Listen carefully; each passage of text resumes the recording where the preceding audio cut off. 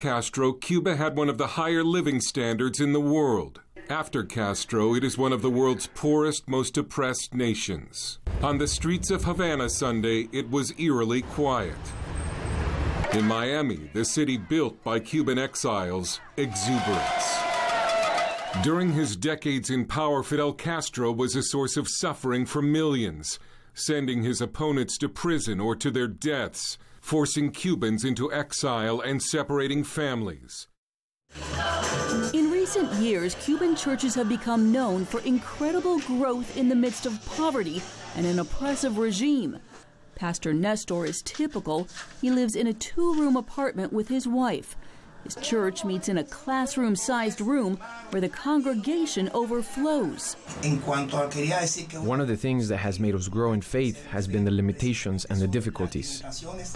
In response to building restrictions, Cuban Baptists and Assemblies of God churches have seen house churches take off.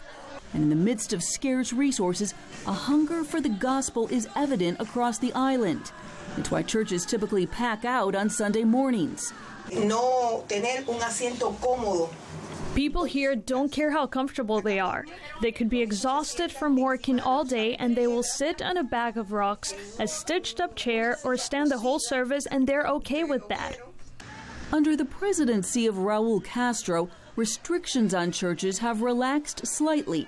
They can now more easily hold public events and evangelize. The Cuban exile and humanitarian Teo Baboon says Fidel Castro's death could open up more opportunities, noting that the dictator crushed religious freedom.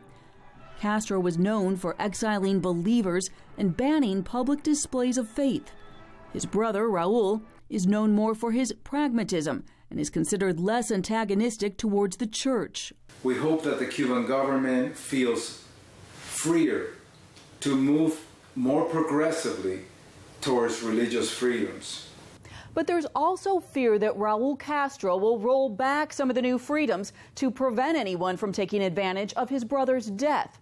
And there's concern that under the new Trump administration, travel to Cuba will tighten up again.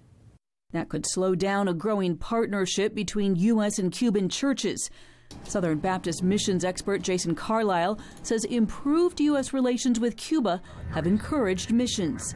Any leader who's excited, who's trying to find where to be involved in the world or how to take his church to an exciting piece of Christianity, they think of Cuba. For now, Cuban pastors and U.S. mission leaders are cautious and yet optimistic, as the Cuban church has already proved that it can not only survive but flourish under tough conditions.